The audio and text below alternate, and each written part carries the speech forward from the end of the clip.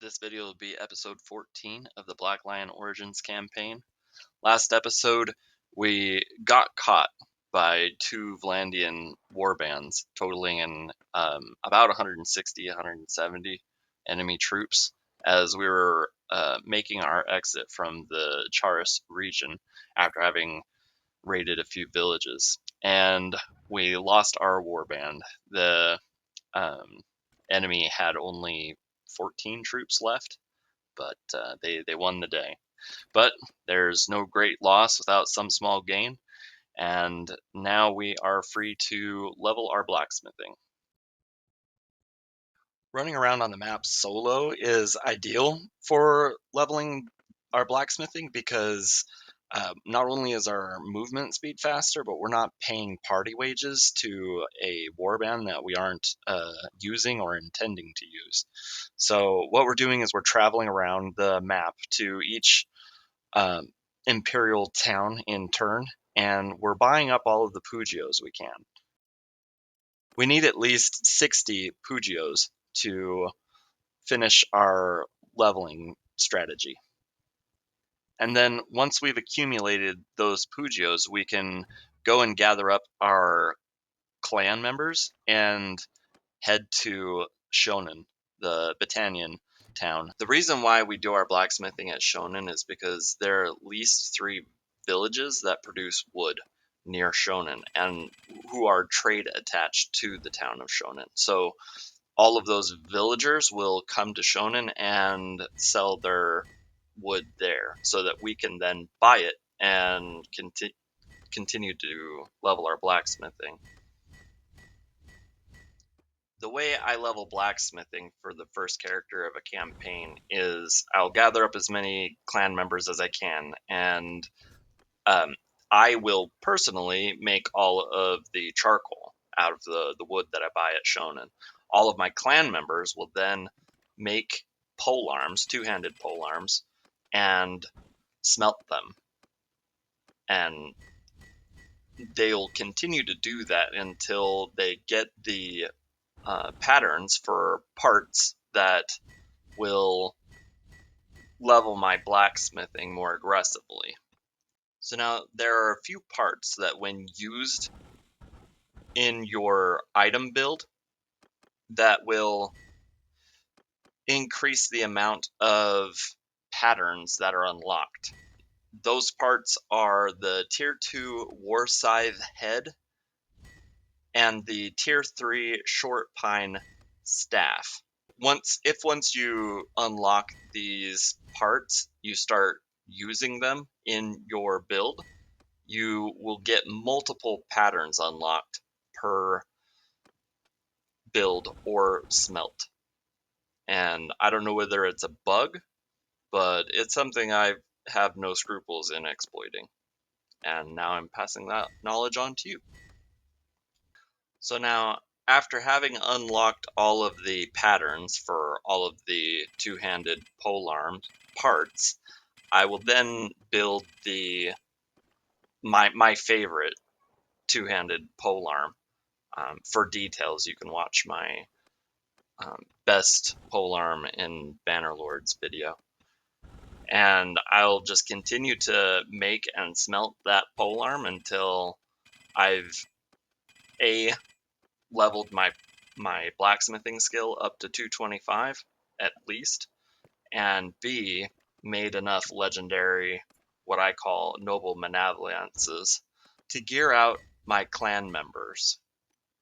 While my character is building and smelting noble malevolences over and over again in order to build legendary malevolences and to level his blacksmithing skill, my clan members will shift gears, and rather than building polearms themselves, they will smelt ore, the minor ores, up to greater ores, so that my character, when the need should arise, will be able to smelt those greater ores into the ores that he needs in order to continue to build noble malevolences until such a time that I should reach my blacksmithing skill level goal.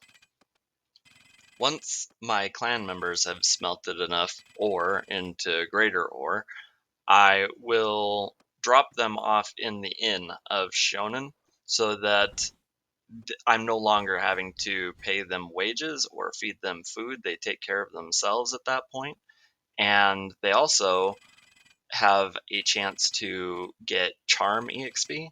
And when there's a tournament going on, they have a chance to win that tournament. And if they should win, the item, the reward from the tournament, gets sold in the shop, and I get those winnings directly into my bank account. It's fantastic.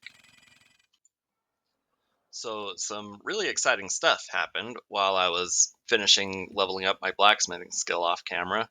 Ladagal, whom we had our first date with, it seems ages ago now, was finally finished with her warring. She was at war first with the Northern Empire and then Sturgia for like the longest time.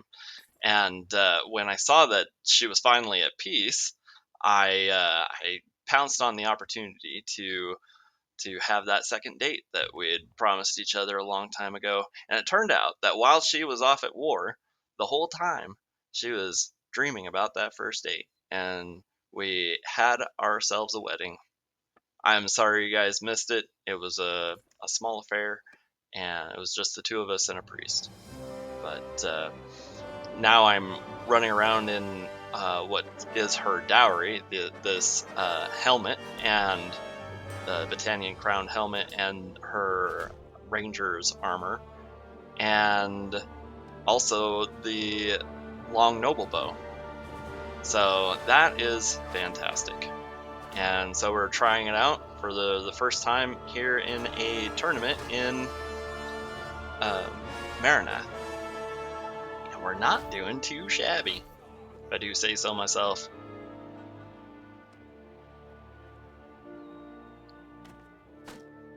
Trying to catch arrows for my archer here. And now we can gang up on this silly sod that decided to come and fight us 2v1. This should be a win, I should think. So I found that the best option for when you're trying to cover your archer is to back up far enough that you can see them in your camera view, so that you know whether you've got them covered or not. It doesn't seem like it actually matters that I'm trying to cover my archer. I should maybe be better served to not try and cover him, because it seems like the archer is aiming for my shield. So we'll probably just go and see if we can. Oh, okay, he finished him off. Fantastic. And now it's just me and this Battanian hero using two-handed weapons, which is very intimidating because they have two-handed weapon skill. A lot of it. And yeah, it shows. There's not a lot of shame in losing that fight. I mean, I'm not just saying that wasn't winnable. It just wasn't winnable by me. So another exciting thing that happened while we were off camera was my brother, whilst I had him sitting in Shonen, won a tournament, which was phenomenal because the reward was a buttload of money. Well, I don't know what the reward was, but he sold it and contributed the winnings to my coffers. And now that even though had our finances severely diminished by the process of leveling my blacksmithing skill, I'm back up over where I started, like 20,000 gold more than when we started. So the prize for this tournament is a Vader Hot Blood, which is my favorite, arguably the best horse in the game.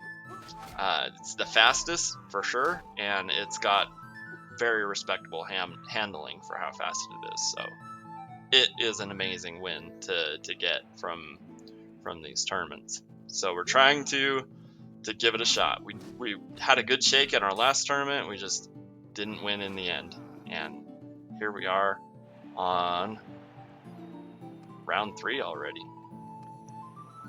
And this is perfect because I got the bow. I can just drop that bow and arrow and fight them 2v1. And we had such a huge advantage in that. and that was the noble that was contending this fight. And if we win, which we do, now it's just me up against this skirmisher for the best horse in the game.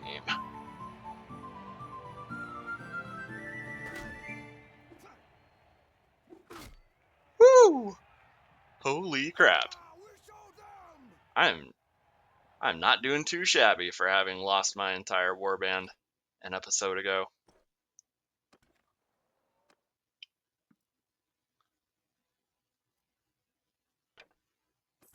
So I'd forgotten to equip. I was still using that old light cavalry lance that I had bought. Was like my first purchase in the entire campaign, and I had forgotten to equip one of my nobleman avalances. So we've bought uh, upgraded. We've upgraded our boots and gloves, and now we're looking to upgrade our shoulders. These have one extra armor total, but this scale shoulder guards has more body armor, and it's like 4 pounds lighter, which matters to me. A lot of people will argue that it doesn't matter how much you weigh, but I am not one of those people.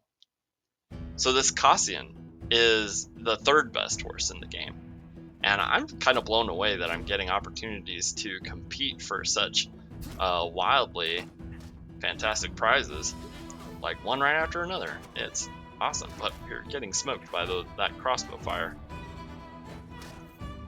But again, I was a bowman, and so we were able to get better odds on that melee fight, and I used the noble there as a as a shield as we enclosed on the archers for the win.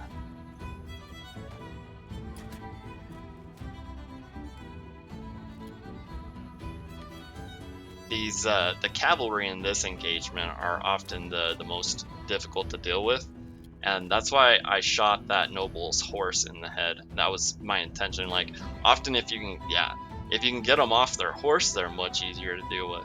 And I was able to run and jump on the horse that had been left by their other horseman, which would have been his number one go-to move, would have been to just run over to that horse and mount up on it, but he was busy getting up off the ground after biffing it off his horse.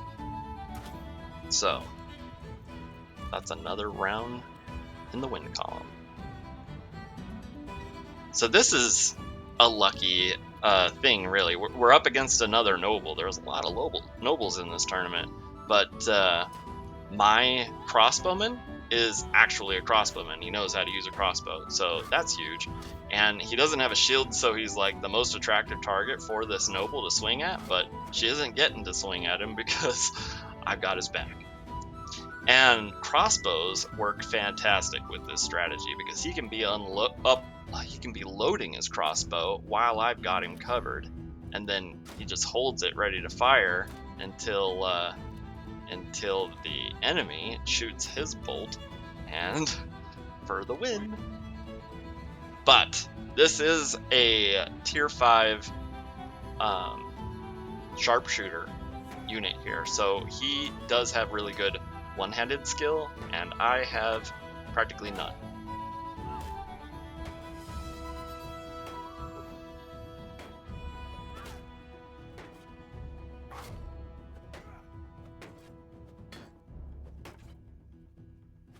Hot dog! That's 2 major tournament wins in a row. Feeling good about myself. I think this armor change is making a huge difference, and I'm all about it. So I'm thinking that I might like to declare war on Vlandia and get some revenge, but I don't want to do it alone, especially not with that Cassian. I mean, not my Cassian. The Cassian's in my civilian kit, but my Askarat, which was the noble mount that I bought in the Aserai territory, which I'd ridden ever since I replaced my Kentarian charger. That's in my inventory right now, and I don't want to lose it should I get captured. So I'm calling my companions to to me from Shonen, so that they can help me not get captured, hopefully. And if I do get captured, I can give them the Askarat and the Kausian, and it won't be that much of a loss should we actually get captured. So I was trying to use my new noble longbow on these looters, but I forgot that I had changed out my quiver for this axe.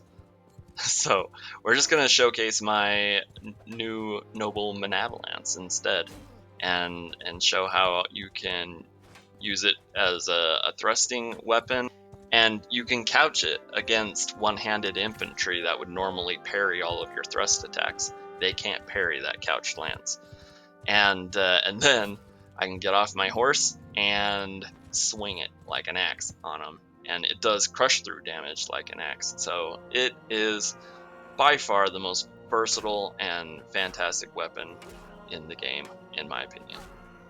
Anyway, this has been episode 14 of the Black Lion Origins campaign, and I hope you have a great rest of your day.